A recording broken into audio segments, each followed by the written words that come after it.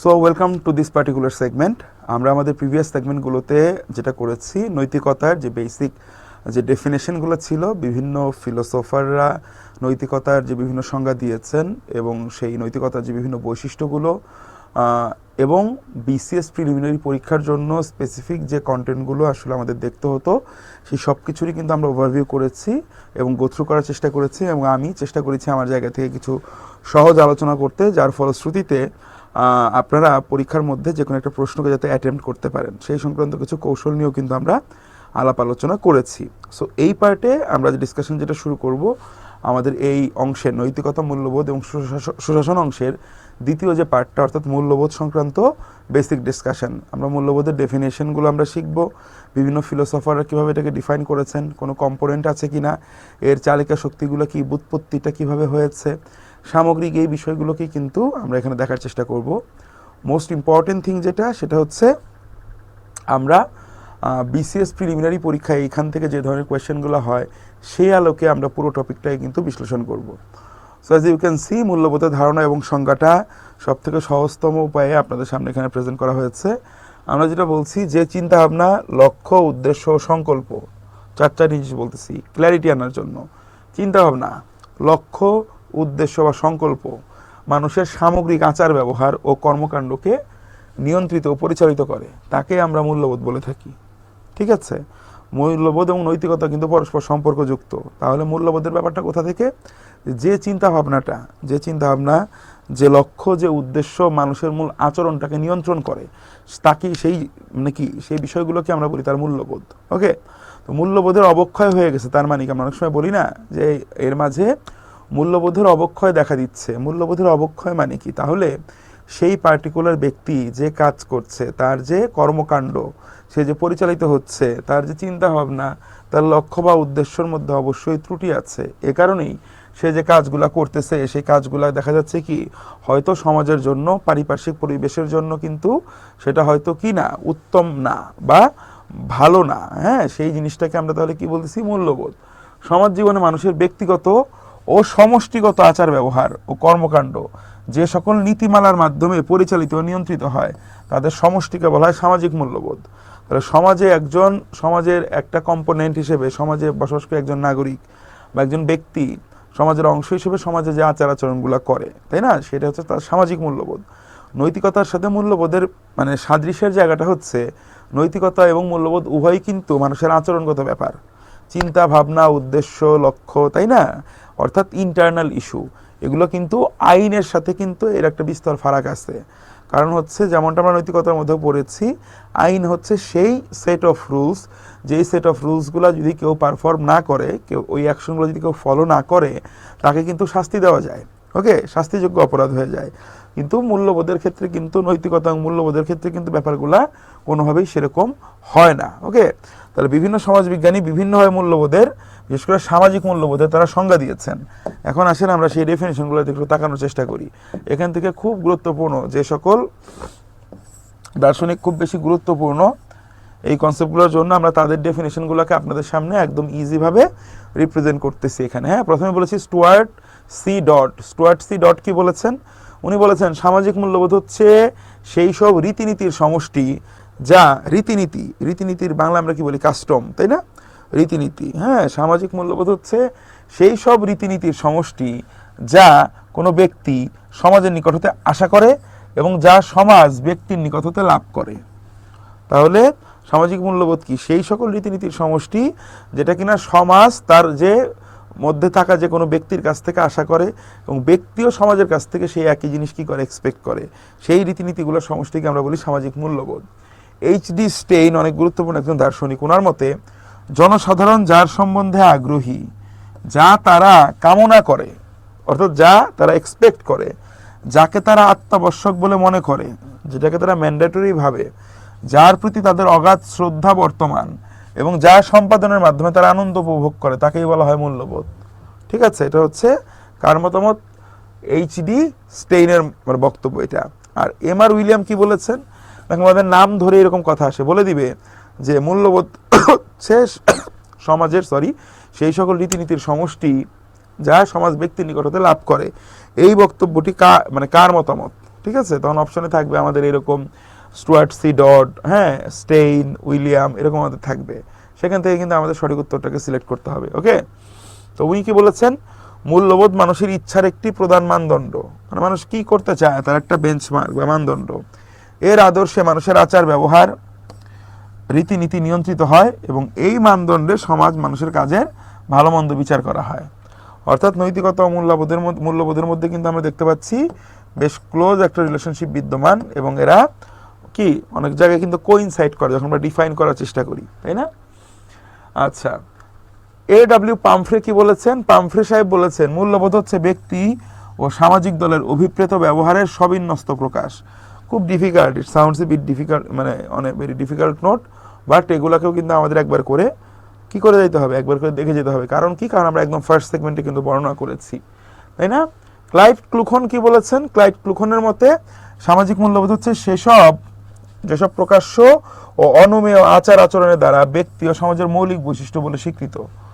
অর্থাৎ ব্যক্তির কাছে সমাজ যে বৈশিষ্ট্যগুলো আশা করে এবং সমাজের কাছ থেকে ব্যক্তি যে ধরনের ক্যারেক্টারিস্টিক্সগুলো এক্সপেক্ট করবে, সেগুলোই কিন্তু সামগ্রিকভাবে আমাদের কি, আমাদের মূল্যবোধের মূল বৈশিষ্ট্য হিসেবে সেগুলোকে আমরা রেফার করি। নিকোলাস রেসার বলেছেন, সামাজিক মূল্যবোধ হচ্ছে সেসব গুণাবলী যা ব্যক্তি নিজের সহকর্মীদের মধ্যে দেখে খুশি হয় এবং নিজের সমাজ, জাতি, সংস্কৃতি ও পরিবেশকে মূল্যমান করে খুশি হয়। এটা একটা চমৎকার একটা ইনসাইট কিন্তু ডেফিনেশন। দেখেন, আপনার একজন জুনিয়র এসে, আপনি ইউনিভার্সিটির জুনিয়র হওয়ার দরকার নাই, হ্যাঁ, আপনার থেকে বয়সে ছোট একজন ব্যক্তি আপনাকে এসে আপনাকে সালাম দিল, বা আপনার থেকে আপনি বুঝতেছেন বয়সে অনেক বড় একজন ব্যক্তি যার সাথে আপনার হয়তো প্রাতিষ্ঠানিক কোনো সম্পর্ক নেই, কিন্তু সেই ব্যক্তি এসে আপনাকে আপনি করে সম্বোধন করতেছে। ছোট ছোট আচরণ যেগুলো করতে কিন্তু সে বাধ্য না, কিন্তু এই আচরণগুলো কিন্তু আপনাকে তুষ্ট করবে, আপনাকে খুশি করবে। আপনি একটা জায়গায় সেবাগ্রহীতা হিসেবে গিয়েছেন, সেবাগ্রহীতা হিসেবে যিনি সেবা দাতা আপনাকে সেবাগ্রহীতা মনে করে সে আপনাকে হয়তো স্যার বলে সম্বোধন করছেন, দেখবেন আপনি কিন্তু এক্সপেক্ট করবেন, আপনি ব্যাংকে যাবেন, কেউ আপনাকে যদি স্যার বলে ডাকে, মানে ইট ফিলস গুড, ব্যাপারটা এরকম না? অর্থাৎ আমরা অবচেতন মনে সমাজের কাছ থেকে বা আমাদের পারিপার্শ্বিক যে মানুষগুলো আছে, পারিপার্শ্বিক যে ব্যক্তিরা আছে, ওভারঅল সিস্টেমের থেকে আমরা যে আচরণগুলো এক্সপেক্ট করি এবং যেগুলো পেলে আমরা খুশি হই, ওগুলোও কিন্তু মূল্যবোধকে রিপ্রেজেন্ট করে। ঠিক আছে, তাহলে একজন অপরিচিত ব্যক্তিকে সরাসরি সম্বোধনের ক্ষেত্রে যে আমরা আপনি বলে সম্বোধন করি, এটাও কিন্তু কি বয়সের দিকে না তাকিয়ে যে আপনি বলে ডাকতেছেন, এটাও কিন্তু আপনার একটা মূল্যবোধের বহিঃপ্রকাশ। ঠিক আছে, আমার সাথে কোনো একটা পাবলিক ট্রান্সপোর্টে একজন ব্যক্তির সাথে দেখা হচ্ছে, একজন ব্যক্তিকে আমার সম্বোধন করার প্রয়োজন করতেছে, আমি দেখতেই পাচ্ছি সেই ব্যক্তিটা হয়তো আমার থেকে 5 বছর 10 বছরের ছোট, তারপর আমি যে তাকে কি বলবো, একটু সরে দাঁড়াবেন কি, এই তুমি একটু সরে দাঁড়াও, এভাবে বলাটা কিন্তু ওই যেটা বললাম, আইনত আমি এভাবে বলতে বাধ্য না, বাট সোসাইটি কিন্তু আমার কাছে এই আচরণটা এক্সপেক্ট করে। হ্যাঁ, তো মূল্যবোধের ব্যাপারটা হচ্ছে এরকম। হ্যাঁ, মূল্যবোধ নৈতিকতার পাঠটা শুরু হয় কোথা থেকে? সমাজ থেকে। একটা বেসিক একটা ডেমো দেওয়ার চেষ্টা করলাম আর কি, হ্যাঁ, যদি বুঝে থাকেন। এরপর আসেন, সমাজবিজ্ঞানী জেন লেনন বলেছেন, উনি কি বলেছেন, উনি কিন্তু আবার সেই মিউজিশিয়ান না, একজন ফেমাস আর্টিস্ট আছেন জন লেনন ওনার নাম, উনি কিন্তু সেই জন লেনন না, ঠিক আছে, উনি একজন, হ্যাঁ, জেন লেনন। উনি বলেছেন, সামাজিক মূল্যবোধ বলতে কোনো স্থান বা এলাকার ধর্মীয়, ঐতিহ্যপূর্ণ, অর্থনৈতিক, রাজনৈতিক বা জাতীয় গুণাবলীকে বোঝায় যা স্থানের অধিকার বা স্বল্প সংখ্যক লোক পালন করে। ওই একই কথা ঘুরে ফিরে, ঠিক আছে। দেখেন, সমাজবিজ্ঞানী এফ মেরিল উনি বলেছেন, সামাজিক মূল্যবোধ হচ্ছে বিশ্বাসের এক প্রকৃতি বা ধরন, বিশ্বাসের একটা ধরন যা গোষ্ঠীগত কল্যাণে সংরক্ষণ করাকে মানুষ গুরুত্বপূর্ণ বলে মনে করে। ওই যে আমি বেসিক উদাহরণ দিলাম, দেখেন সোসাইটির মধ্যে যদি এই ধরনের সহনশীলতা না থাকে, আচরণে যদি সহনশীলতা না থাকে, সবাই যদি অ্যারোগেন্ট হয়, কেউ যদি কারো প্রতি সৌহার্দ্যপূর্ণ আচরণ না করে, হ্যাঁ, সব কিছুকে তো আইন দিয়ে কখনো বাধা যায় না, written format, written rules and regulation দিয়েই কিন্তু ব্যক্তির আচরণকে নিয়ন্ত্রণ সবসময় করা যায় না। ব্যক্তির মধ্যে আভ্যন্তরীণ, ব্যক্তির মধ্যে অন্তস্থ কিছু গুণাবলী থাকতে হয়, সেই গুণাবলীর যখন বহিঃপ্রকাশ ঘটে তখন সোসাইটির মধ্যে কিন্তু কি হয়, একটা সুন্দর অবস্থা বিরাজমান হয় এবং সমাজ তার মধ্যে বসবাসরত প্রত্যেক সদস্যের কাছ থেকে কিন্তু এই আচরণগুলো আশা করে, এবং সমাজের বসবাসকারী প্রত্যেক ব্যক্তি যখন এই একই রকম আচরণগুলা তারা করতে থাকে, তাদের মানসিক মনোজগতে যখন এই একই ধরনের ধ্যান ধারণা থাকে, তারা যখন অন্য একজন ব্যক্তি, সে ব্যতীত অন্য ব্যক্তি যে আচরণ এক্সপেক্ট করে তার কাছে, সে যখন সেই রকম আচরণগুলাই স্বতঃস্ফূর্তভাবে তার মধ্য দিয়ে বহিঃপ্রকাশ করা হয়, তখন কিন্তু সোসাইটির মধ্যে কি বললাম, একটা কি এনার্কি, কিন্তু ওই সোসাইটিতে কখনো এনার্কি বা নৈরাজ্য আসে না, ওই সোসাইটিতে কিন্তু কি হয়, দেখা যায় সুশাসন প্রতিষ্ঠা করা সহজ হয়। তো এই জন্যই মূল্যবোধের চর্চাটা খুব বেশি জরুরি। ওকে, সুতরাং সামাজিক মূল্যবোধ হচ্ছে, সামারি যদি আমরা করি, যেসব আচার আচরণ ও কর্মকাণ্ডের সমষ্টি যা সমাজ জীবনকে নিয়ন্ত্রিত ও পরিচালিত করে। এবং সমাজ জীবনে দেখেন আমি বলছি কি ঐক্য এবং শৃঙ্খলা, এই শৃঙ্খলার কথাটা কিন্তু এতক্ষণ আমি উদাহরণ দেওয়ার সময় হাইলাইট করলাম। তাহলে সমাজে যদি আমরা শৃঙ্খলা চাই, নৈরাজ্য যদি না চাই, তাহলে অবশ্যই আমাদের মূল্যবোধ থাকতে হবে, এবং সেই মূল্যবোধ শুধু থাকলে হবে না, মূল্যবোধের চর্চা করতে হবে। ঠিক আছে? সামাজিক মূল্যবোধ হচ্ছে শিষ্টাচার। এই যে আমি একটা সিম্পল একটা এক্সাম্পল দিচ্ছিলাম যে সম্বোধন নিয়ে, তো এটাও কি এক ধরনের শিষ্টাচারের মধ্যে পড়ে। শিষ্টাচার, সততা, ন্যায়পরায়ণতা, সহনশীলতা, এই যে বললাম সহনশীলতা, ধৈর্য, সহমর্মিতা বোধ, হ্যাঁ, এমপ্যাথি, শৃঙ্খলাবোধ, সৌজন্যবোধ প্রভৃতি প্রভৃতি সুকুমার বৃত্তি, মানে হচ্ছে এগুলো হচ্ছে মানবীয় গুণাবলীর সমষ্টি। যত ধরনের মানবিক গুণাবলী আছে, এই সব মানবিক গুণাবলীগুলোর যে বহিঃপ্রকাশ, ওটাই কিন্তু মূল্যবোধের বহিঃপ্রকাশ। তো একটা সমাজে যখন মূল্যবোধের চর্চাটা এরকম প্রকট থাকে, মূল্যবোধের চর্চাগুলো ফ্রিকোয়েন্ট হয়, নিয়মিত থাকে, সেই সমাজে কিন্তু শৃঙ্খলা বিরাজ করে। হ্যাঁ, এবং সেই সমাজে কিন্তু তখন দেখা যায় উন্নয়নও কিন্তু ত্বরান্বিত হয়। ওই সমাজের যারা প্রশাসক, তারা যখন একটা নিয়ম কানুন আরোপ করে, সরকার যখন একটা নিয়ম কানুন, কোনো একটা ডিসিপ্লিনারি মেজার নেয়, সে যখন উন্নয়নের জন্য কোনো প্রকল্প হাতে নেয়, সেখানে দুর্নীতির কি মানুষের যেহেতু তখন কি মানুষ যখন যে ব্যক্তির মধ্যে মূল্যবোধের চর্চা আছে, সেই ব্যক্তির মধ্যে দেখা যায় শিষ্টাচার থাকে, সেই ব্যক্তির মধ্যে সততাও থাকে। আমরা যেমন নৈতিকতার সংজ্ঞা দেখেছিলাম, সক্রেটিস এবং অ্যারিস্টটলরা তখন বলতো মানুষের নৈতিক আচরণ পরিচালিত হয় এইভাবে, চিন্তা করে তারা সদ্গুণাবলীর দ্বারা। তারা মনে করে যে ব্যক্তি সৎ, সে অবশ্যই কখনো কি করবে না, তার ভিতরে নৈতিকতা থাকবে। যে ব্যক্তি শিক্ষিত, যার ভিতরে জ্ঞান আছে, জ্ঞান মানেই হচ্ছে নৈতিকতার বহিঃপ্রকাশ। অর্থাৎ যার ভিতরে জ্ঞান আছে, জ্ঞানী লোক মাত্রই কি করবে, তার ভিতরে নৈতিকতা চর্চা থাকা উচিত। যদিও আমাদের সমাজে এর প্রকৃত প্রতিফলন আমরা সবসময় দেখতে পাই না, এটা দুর্ভাগ্যজনক। সামাজিক মূল্যবোধ কি পরিবর্তনশীল, সামাজিক মূল্যবোধ পরিবর্তনশীল, এটা ডাইনামিক ইস্যু। এখন আসেন খুব স্পেসিফিকভাবে আমাদের দেখতে হবে মূল্যবোধের বৈশিষ্ট্যগুলো কি। তো আমরা যদি মূল্যবোধের বৈশিষ্ট্যগুলোর কথা বলি, আমরা প্রথম থেকেই জানি, কোয়েশ্চেনগুলো যখন আমরা দেখেছি বিসিএস এর কোয়েশ্চেনগুলো, আমরা বলেছি প্রত্যেকটা টার্মের ডেফিনেশন, এদের ক্যারেক্টারিস্টিক্স, এদের কম্পোনেন্ট বা উপাদান যদি থাকে কোথাও, সেই উপাদানগুলো এগুলোর কিন্তু আমাদের প্রতিনিয়তই দেখতে হবে, কারণ এখান থেকে পরীক্ষায় আসবে। এবং কোনো বৈশ্বিক সংস্থা, দ্বিপাক্ষিক বা বহুপাক্ষিক বহুজাতিক কোনো সংস্থা যদি এদের কোনো সংজ্ঞা দেয়, এদের উপাদান নির্দেশ করে, ওগুলো কিন্তু পরীক্ষায় আসে। ওকে, তাহলে দেখি সামাজিক মূল্যবোধের বেশ কিছু বৈশিষ্ট্য রয়েছে। যেমন সামাজিক মাপকাঠি, প্রথম বৈশিষ্ট্যটা কি? সামাজিক মাপকাঠি। এই জিনিসটা কি? মানুষের কর্মকাণ্ডের ভালো মন্দ বিচার করার ভিত্তি হচ্ছে মূল্যবোধ।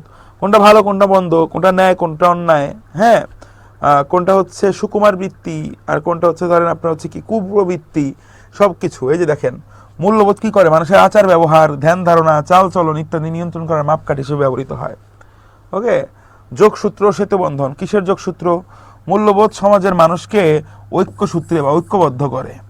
একই ধরনের রীতিনীতি, আচার অনুষ্ঠান এবং আদর্শের ভিত্তিতে সমাজের সকলে পরস্পর মিলিত এবং সংঘবদ্ধ জীবনযাপন করে। তাহলে সোসাইটির শৃঙ্খলার জন্য মূল্যবোধ কিন্তু মাস্ট, মূল্যবোধ কিন্তু মাস্ট। নৈতিক প্রাধান্য, মূল্যবোধ কিন্তু কোনোভাবে আইন নয়, এটা আমি আগে বারবার বলছি, নৈতিকতা এবং মূল্যবোধ এটা কিন্তু কোনো ল না। মূল্যবোধ কিন্তু কি না, আইন নয়, এর বিরোধিতাও কিন্তু বেআইনি নয়। ওই যে আমি যেটা বললাম যে আপনি একজনকে তুমি বলবেন না, আপনি বলবেন বা তুই বলবেন, কেউ কোনো ব্যক্তি, কোনো একজন আপনার চেয়ে অনেক বয়স্ক একজন ব্যক্তি, তাকে আপনি ডাক দিলেন, এই তুই এদিকে আস, এটা কিন্তু বলা হবে আমাদের সোসাইটির অ্যাসপেক্টে বলবো আপনার মূল্যবোধের অবক্ষয় হয়েছে, আপনার মূল্যবোধ নাই। কিন্তু আপনি যাকে, আপনার থেকে অনেক বৃদ্ধ ব্যক্তিকে আপনি ডাক দিলেন তুই বলে, সে কিন্তু এটা নিয়ে কমপ্লেন করতে পারবে না, মানে আপনার হচ্ছে থানায় গিয়ে সে বলতে পারবে না, আপনাকে সে পুলিশও ধরতে পারবে না, কারণ কি আপনি তাকে তুই বলছেন। তো এটা কিন্তু বুঝতে পারতেছেন তো, এই জন্যই কি মূল্যবোধ কখনো আইন নয়, এবং এর বিরোধিতা করাও কিন্তু বেআইনি না। কোনোভাবেই আপনি কিন্তু কোনো অপরাধ করতেছেন না, ক্রিমিনাল অফেন্স করতেছেন না। এটা মূলত এক প্রকার সামাজিক নৈতিকতা, সমাজের রীতিনীতি, সমাজের শৃঙ্খলা বিরাজমান। সবাই যদি এখন এগুলো না করে, তখন সমাজে কিন্তু বিশৃঙ্খলা দেখা দিবে। হ্যাঁ, বিভিন্ন জায়গায় দেখবেন স্ট্যান্ড আপ কমেডির মধ্যে একটা পর্ব দেখেছিলাম, একজন ইন্ডিয়ান খুব ফেমাস একজন স্ট্যান্ড আপ কমেডিয়ানের একটা স্কিট ছিল। সেই স্কিটটার মধ্যে বলতেছিল যে সিনিয়রদেরকে সম্মান করব, হ্যাঁ, তাকে আপনি করে বলতে হবে। কেন বলবো আপনি করে? লজিক কি? এখন এটা লজিক হয় না। সে মানে যদি আপনি ওইভাবে চিন্তা করেন, সে আমার থেকে আগে পৃথিবীতে আসছে, তো আগে পৃথিবীতে আসলেই কি তাকে আমার আপনি করে বলতে হবে, তাকে সম্মান করতে হবে? ব্যাপারটা কি? ব্যাপারটা হচ্ছে সোশ্যাল হারমোনি, এবং হচ্ছে আমার সোশ্যাল ডিসিপ্লিনটা মেনটেন করতে হয়। সোশ্যাল একটা চেইন আছে, যেখানে ডিসিপ্লিন নাই ওখানে কিন্তু অ্যানার্কি, নৈরাজ্য হয়। ওকে, আপনাকে এটা বুঝতে হবে। তো সব কিছু আইন দ্বারা প্রয়োগযোগ্য না, এবং সব কিছু না মানাটাও বেআইনি না। তো কিন্তু সমাজে যদি শৃঙ্খলা বিরাজমান রাখতে হয়, সোসাইটির যদি অগ্রগতি আমরা চাই, সোসাইটিটাকে যদি আমরা ফ্লারিশ করতে দেখতে চাই, সেই ক্ষেত্রে কিন্তু আমাদের এই কনসেপ্টগুলোকে কি করতে হবে, রেসপেক্ট করতে হয়। ওকে, কোন একটা সোসাইটিতে যত বেশি পরিমাণ মানুষ এই প্র্যাকটিসগুলা করবে না, অর্থাৎ তাদের মধ্যে যখন মূল্যবোধের অবক্ষয় যখন হবে, ওই সোসাইটি তত বেশি কি হয়ে যাবে, ফল করবে পারিপার্শ্বিক পরিস্থিতির সাপেক্ষে বা তুলনায়। ওকে, তাহলে দেখেন মূল্যবোধের প্রতি সমাজে বসবাসকারী মানুষের শ্রদ্ধাবোধ আছে বলেই মানুষ এটা মেনে চলে। শ্রদ্ধাবোধ আছে বলে মানুষ এটা কি অ্যাডমিট করতেছে। কারণ আপনি আজকে একজনকে তুই বলতেছেন, আপনার থেকে সিনিয়র একজন, আপনার হয়তো মনে হচ্ছে খুব মজা লাগতেছে, আপনার থেকে অনেক জুনিয়রকে যদি আপনাকে যদি আবার বলে, আপনি কিন্তু এটা মেনে নিতে পারবেন না। আপনি তো অনেক কারোর থেকে সিনিয়র, তাই না? তো ব্যাপারটা কিন্তু ওই জন্যই, ওই সামগ্রিকভাবে পুরো হারমোনিটা মেনটেন করার জন্যই কিন্তু এই মানুষের শ্রদ্ধাবোধ আছে বলে মানুষ এটা মেনে চলে। কারণ আপনার কাছে একজন এই আচরণটা আশা করতেছে, একইভাবে আপনিও কিন্তু অন্য একজন ব্যক্তির কাছে এই আচরণটা আশা করেন। That's the main thing. Okay, এরপর আসে বিভিন্নতা। দেখেন মূল্যবোধ বিভিন্ন সমাজে বিভিন্ন প্রকার হয়ে থাকে। দেশ, জাতি, সমাজ এবং প্রকৃতি ভেদে মূল্যবোধের পরিবর্তন হয়। মূল্যবোধের মধ্যে অনেক কিছু থাকতে পারে আমাদের সোসাইটি, পোশাক আশাক, হ্যাঁ, ড্রেস আপ, গেট আপ, ব্যাপারগুলো এরকম। হ্যাঁ হ্যাঁ, প্রত্যেকে তার নিজের কাজ করা হয়তো রাইট আছে, কিন্তু আমরা যদি বলি সামাজিক মূল্যবোধের কথা যদি চিন্তা করি, হ্যাঁ, yes, I am not being judgemental, আমি জাস্ট বোঝানোর, কনসেপ্টটা বোঝানোর জন্য বলছি। ধরুন আজকে আপনি একজন ফিমেল এবং আপনি স্মোক করেন, it's okay, it's your right, আপনি আপনার রাইট আপনার সম্পূর্ণভাবে, এটা নিয়ে তো অবশ্যই এমন কোনো আইন যেহেতু আপনার এই রাষ্ট্রে নাই যে নারী হিসেবে আপনি ধূমপান করতে পারবেন না, সো আপনি যদি স্মোক করেন এটা কিন্তু লিগালি কোনোভাবেই লিগাল কোনো কাজ না, টাস্ক না, ইটস ওকে। আপনাকে কেউ, আপনি কোথাও যদি আপনি স্মোক করতে থাকেন, তখন কিন্তু আপনাকে এসে পুলিশ ধরতে পারবে না যে আপনি স্মোক কেন করছেন, আপনি স্মোক করছেন কেন, আপনি মেয়ে হয়ে, তাই না? এটা কিন্তু করা যাবে না। বাট সোসাইটির যদি আমরা ওই বললাম নর্মস, কাস্টমস, রীতিনীতির কথা যদি আমরা চিন্তা করি, তখন আপনি একজন বৃদ্ধ একজন মানুষ আছে বা কথা একজন সিনিয়র সিটিজেন, তার সামনে যখন একজন ফিমেল একজন পার্সন, সে যদি তার সামনে গিয়ে যদি সে যদি স্মোক করে, তখন ওই জিনিসটাকে কিন্তু সোসাইটির আবহমান কাল ধরে সোসাইটি যেভাবে যে ট্রেন্ডগুলো, যে রীতিনীতিগুলো চলে আসতেছে, সেই কাস্টমগুলোর সাপেক্ষে যদি আমরা চিন্তা করি, তখন ইয়েস, ইট মাইট সাউন্ড কি মনে হতে পারে যে না, এখানে হয়তো মূল্যবোধের অবক্ষয় হয়েছে বলে ওই পার্টিকুলার সিনিয়র সিটিজেন কমেন্ট করতে পারে, এটা বলতে পারে সে। এটা বলার মধ্যে তার কিন্তু আবার কোনো ভুল নাই। সো আপনি আবার অতিরিক্ত প্রগতিশীল হয়ে তার গলায় আবার যে কোপ দিতে যাওয়া আবার যাবে না। কারণটা কি? কারণ you need to understand where he is coming from. রীতিনীতি বা কাস্টম, নৈতিকতা এবং মূল্যবোধটা কিন্তু একদম অনেক লম্বা সময় ধরে একটা সোসাইটির মধ্যে কিন্তু স্টাবলিশ হয়। স্থান কাল পাত্র ভেদে মূল্যবোধ কিন্তু চেঞ্জ হতে পারে।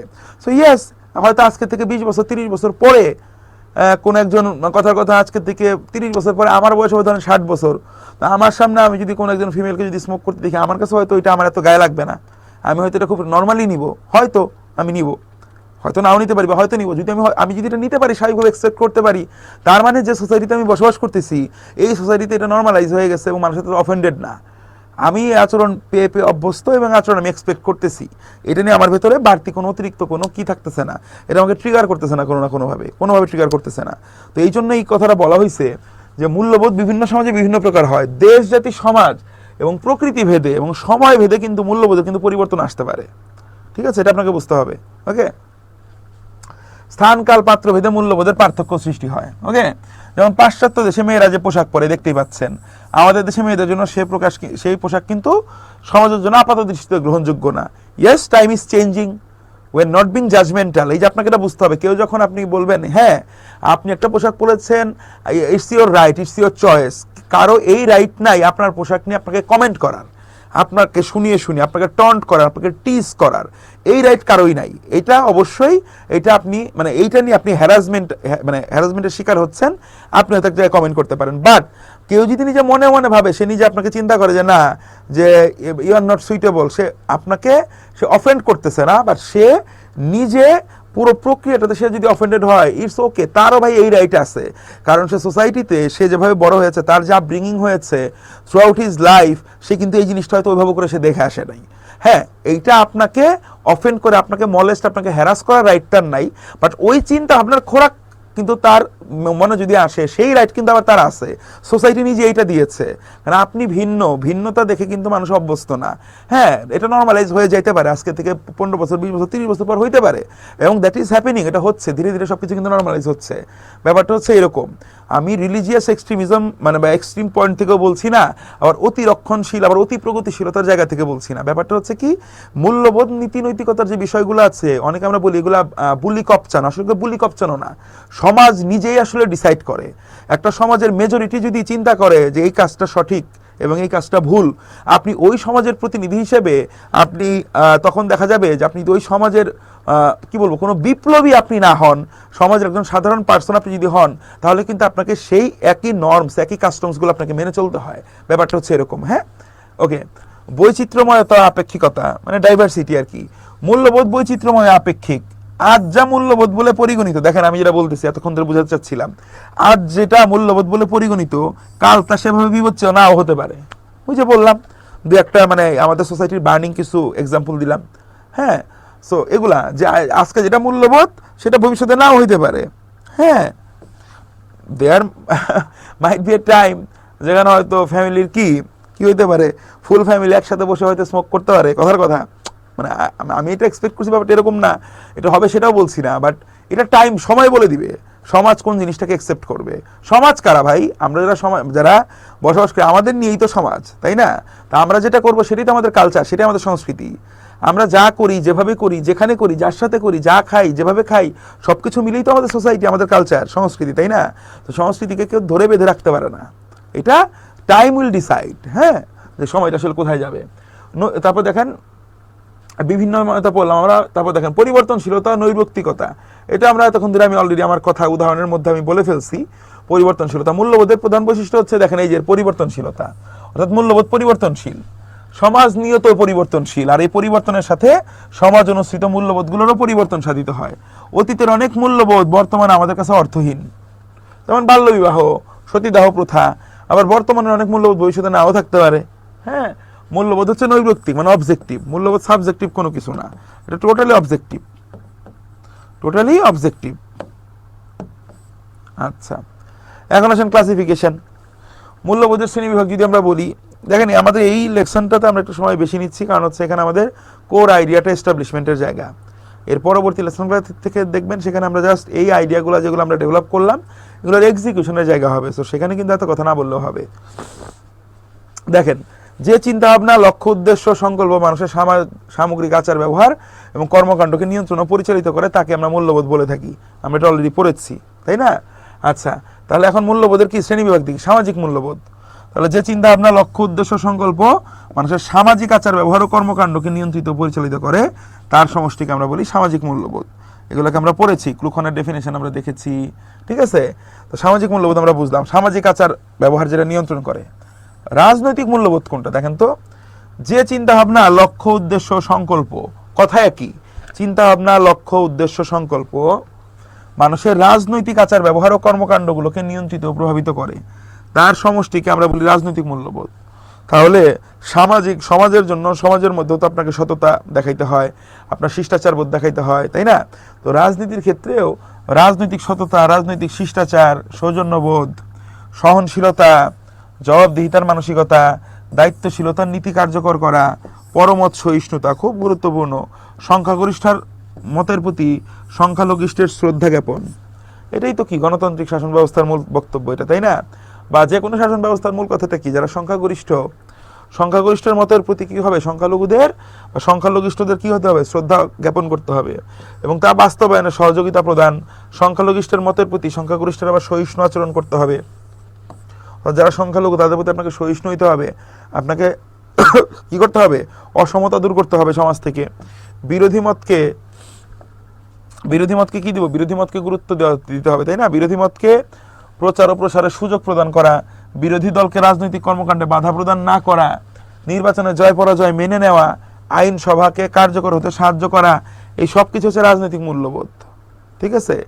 আপনার উপর ধরেন আইন আরোপ করা হয় নাই, কিন্তু যেগুলা শিষ্টাচারের মধ্যেও পড়ে, রাজনৈতিক শিষ্টাচার, তাই না? আপনি বিরোধী যারা আছে তাদেরকে তাদের অ্যাক্টিভিটি চালাইতে দিলেন, আপনি আইনসভাকে কার্যকর করলেন। শুধু ওখানে আপনি আইনসভা বলতে আমরা যেটা বাংলাদেশের আইনসভার নাম কি? জাতীয় সংসদ, তাই না? তারপর হচ্ছে আপনি বিরোধী মতকে প্রাধান্য দিলেন। আবার যারা সংখ্যা লঘু তাদেরও যেমন সংখ্যা গরিষ্ঠদের কি মতামতকে যেমন প্রাধান্য দিতে হবে, ঠিক একইভাবে যারা সংখ্যা গরিষ্ঠ তাদেরও কিন্তু সংখ্যালঘুদের স্বার্থে যাতে আঘাত না আসে তাদের রাইটগুলোকেও কিন্তু কি করতে হবে, সমুন্নত রাখার জন্য চেষ্টা করতে হবে। তাই না? এগুলো হচ্ছে রাজনৈতিক মূল্যবোধ। গণতান্ত্রিক মূল্যবোধ কাকে বলে? একটা গণতান্ত্রিক রাষ্ট্র, যে দেশে গণতান্ত্রিক শাসন ব্যবস্থা মানে বিরাজমান আছে, গণতান্ত্রিক রাষ্ট্রে যে সকল চিন্তা ভাবনা, লক্ষ্য, উদ্দেশ্য, সংকল্প মানুষের গণতান্ত্রিক আচার ব্যবহার এবং দৈনন্দিন কর্মকাণ্ডগুলোকে নিয়ন্ত্রিত ও পরিচালিত করে, তাকে আমরা বলি গণতান্ত্রিক মূল্যবোধ। গণতান্ত্রিক রাষ্ট্রের এসব মূল্যবোধ মানুষের ইচ্ছার একটি প্রধান মানদণ্ড। একটি গণতান্ত্রিক রাষ্ট্রের নাগরিকদের অন্যের মতামত মনোভাবকে শ্রদ্ধা জানাতে হয়, কেননা সহনশীলতা হচ্ছে, এই দেখেন সহনশীলতা, সহনশীলতা হচ্ছে গণতান্ত্রিক রাষ্ট্রের নাগরিকদের অন্যতম একটা গুণ, পরীক্ষায় আসে এটা। ঠিক আছে? গণতান্ত্রিক রাষ্ট্রের নাগরিকদের দেশ ও জাতির বৃহত্তর স্বার্থে ক্ষুদ্র ব্যক্তি স্বার্থ, গোষ্ঠী স্বার্থ, দলীয় স্বার্থকে বিসর্জন দিতে হয়। জাতীয় স্বার্থে আপনার ব্যক্তিগত স্বার্থ, আপনার একটা সংখ্যা, একটা গোষ্ঠী স্বার্থ, এগুলো বিসর্জন দিতে হবে। আপনাকে চিন্তা করতে হবে জাতীয় স্বার্থ। গঠনমূলক সমালোচনা করার অভ্যাস গড়ে তুলতে হবে। ঠিক আছে? গঠনমূলক সমালোচনা সহ্য করারও মন মানসিকতা থাকতে হবে। তাহলে গঠনমূলক সমালোচনা গড়ে তোলা এবং সমালোচনা সহ্য করার মানসিকতা সংযম গড়ে তুলতে হবে। গণতান্ত্রিক রাষ্ট্রের মানুষকে পারস্পরিক সুখে দুঃখে পাশে থেকে একে অপরের পাশে দাঁড়াতে হবে। ওই যে নির্বাচনে জয় পরাজয়কে মেনে নিতে হবে।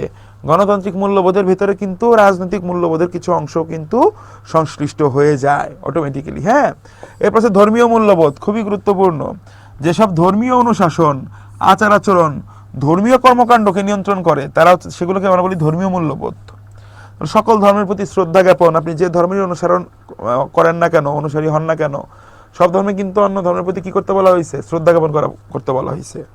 তাহলে সকল ধর্মের প্রতি শ্রদ্ধা জ্ঞাপন, অপরের ধর্মমতকে সহ্য করা, অন্য ধর্মাবলম্বীদের ধর্মকর্ম ধর্মপ্রচারে বাধা না দেয়া, রাষ্ট্রীয়ভাবে আপনি একদম ন্যাশনালি বিশেষ কোনো ধর্মকে শ্রেষ্ঠ ভাবা এবং কোনো বিশেষ কোনো সুযোগ সুবিধা প্রদান না করাটাই হচ্ছে কি ধর্মীয় আমাদের কি মূল্যবোধের কিন্তু অংশ। ঠিক আছে?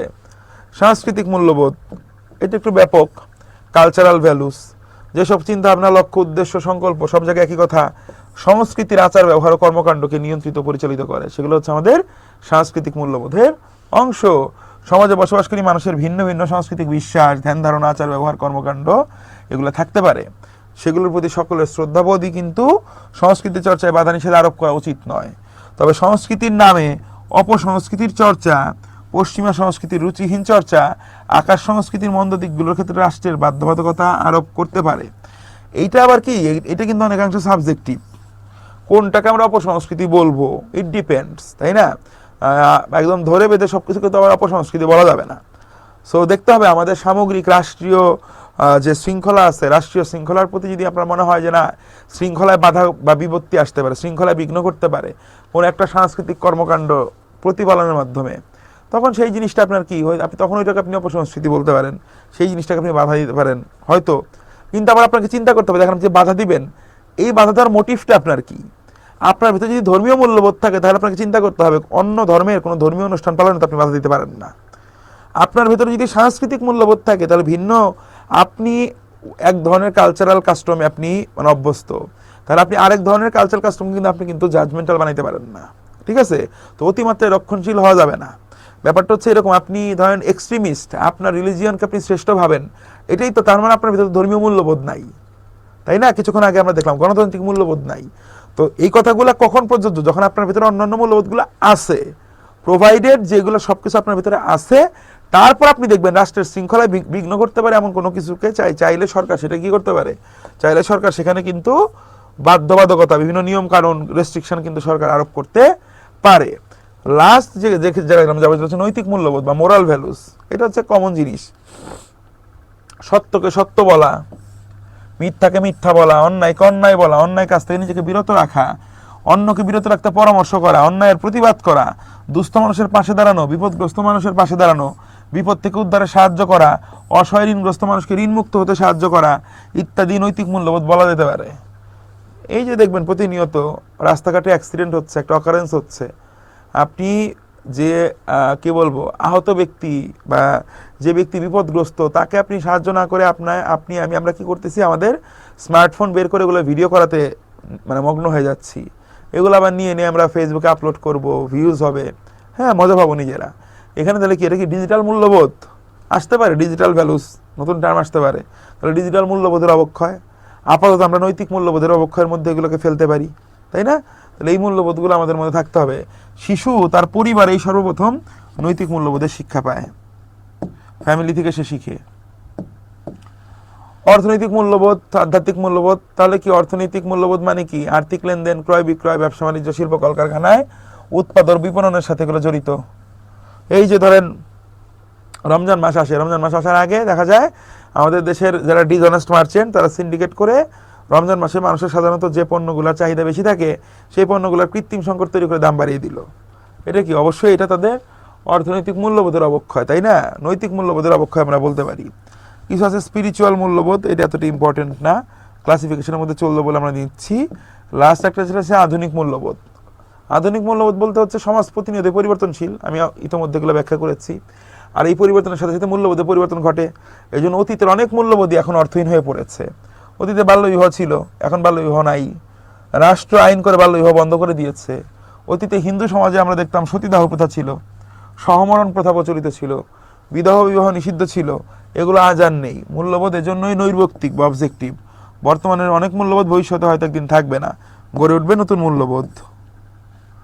তাহলে আমরা যদি সামারাইজ করার চেষ্টা করি এখন, তাহলে কারাগার কোন ধরনের শিক্ষা প্রদান করে? কারাগার, এটা বলা হয়েছে, বিভিন্ন সায়েন্টিস্টরা বলছে কারাগার, যে আপনি যখন কোন একজন অপরাধীকে কারাগারে রাখবেন, সে কারাগারে অপরাধীকে কি শেখানো হয়? তার মূল্যবোধের শিক্ষা দেওয়া হয়, তার ভেতরে একটা অনুশোচনা আনা হয়, তার ভেতরে যাতে তারা জাগ্রত হয় যে না, হোয়াট আই ডিড ওয়াজ রং, ব্যাপারটা হচ্ছে এরকম, what I have done is wrong.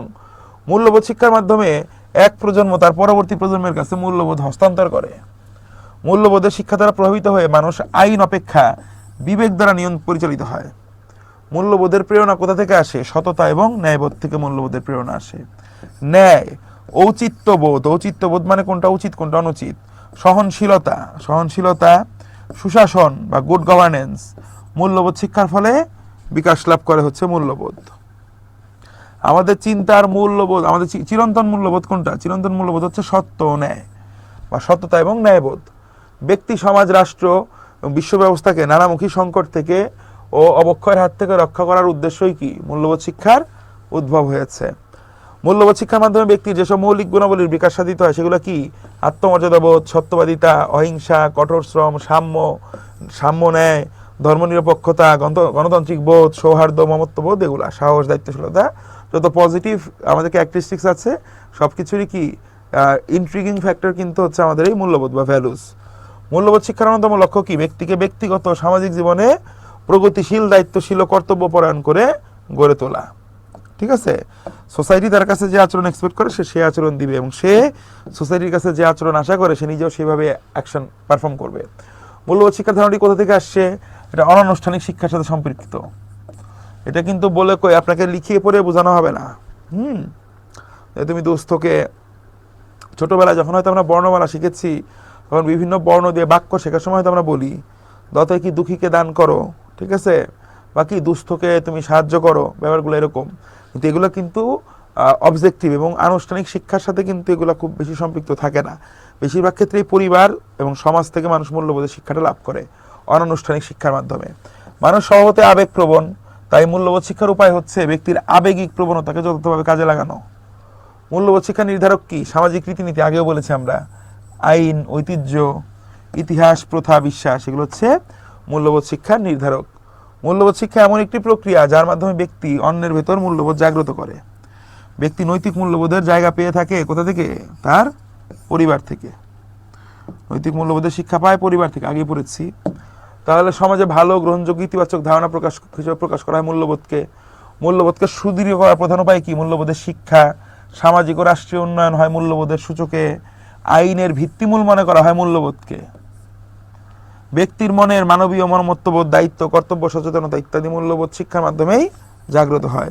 ভাই এগুলো পড়তেছি, সবকিছু একই রকম লাগতেছে, কিন্তু এগুলো পরীক্ষায় আসবে। এজন্য প্রথম সেগমেন্টে কিন্তু আমরা আগেই বলে নিয়েছি এই পার্টিকুলার সাবজেক্টের মধ্যে 6 বা 7 তোলার টেকনিকটা কি।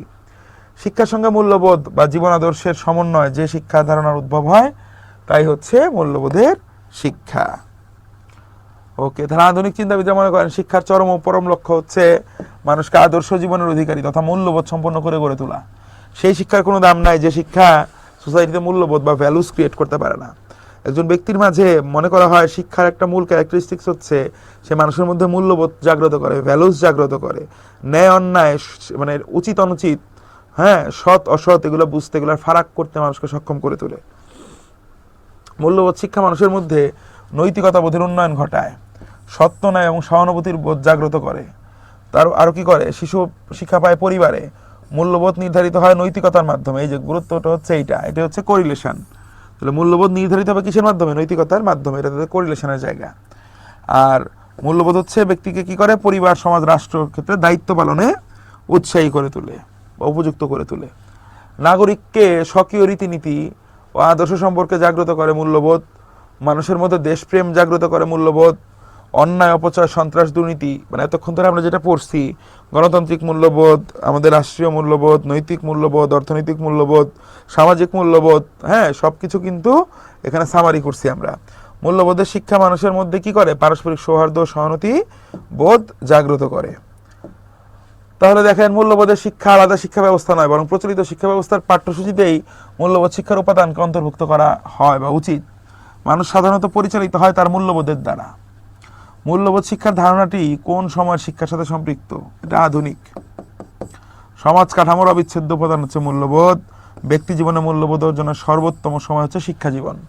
কারণ শিক্ষা জীবন, আপনি যখন শিক্ষিত হচ্ছেন, তার মানে আপনি শুধু কিছু পার্টিকুলার কন্টেন্ট, বিজ্ঞান, জ্ঞান বিজ্ঞানের বিভিন্ন বিষয় আসলে শিখতেছেন না। এই জন্যই দেখেন, আপনি রাষ্ট্রের প্রথম শ্রেণীর একজন কর্মকর্তা হতে চাচ্ছেন, এই রাষ্ট্রের বিভিন্ন গুরুত্বপূর্ণ দায়িত্বগুলো আপনি পালন করবেন। আপনার ভিতরেও যাতে সততা, ন্যায়বোধ থাকে, ভালো মন্দ বিচার করার, ফারাক করার ক্যাপাসিটি থাকে। এই জন্যই কিন্তু বিসিএস এর মতো পরীক্ষার সিলেবাসেও এই নৈতিকতা, মূল্যবোধ এবং সুশাসনের বিষয়টা কিন্তু অন্তর্ভুক্ত করা হয়েছে।